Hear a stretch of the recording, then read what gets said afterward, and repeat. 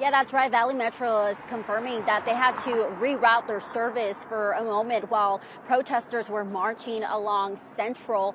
And now it is back up and running. We just saw one of the trains go past us here. But I also, on our way here, I did speak with a couple of Phoenix police officers that were standing by. They say they had to block Central just for about 30 minutes while folks were walking, making their way here to the Phoenix ICE field office, where everyone here was protesting President Trump, ICE deportations, and also police. So they all gathered here, but then they started moving again. So I want to show you some video from earlier when they started making that movement again along Central.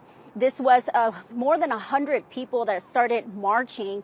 We saw a lot of families and kids too. They were holding some Mexican flags, some American flags, and they were all chanting together along Central. Then they went through some neighborhoods. Now, Phoenix police did block off traffic as families, again, kids were walking with the posters, the flags, and also they were chanting all the way to Monterey Park. That's where they gathered and listened to one of the organizers on how they are against the deportations that they say are separating families. And we talked with one organizer who says that this is just the beginning of their fight to keep families together.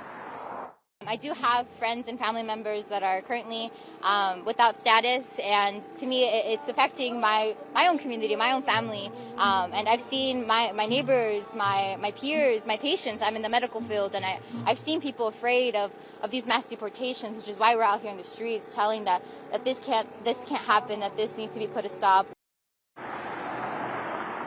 Now, I also talked, because we've been covering these protests as soon as they started here in Arizona. So I talked with the retired Arizona ICE agent not too long ago who says that agents are not doing random sweeps. He told me that they are targeting criminals. However, I talked with many protesters who tell me that's not what they believe is happening. And they're making comparisons with SB 1070 concerns under the Show Me Your Papers under Sheriff Joe Arpaio. So those are concerns.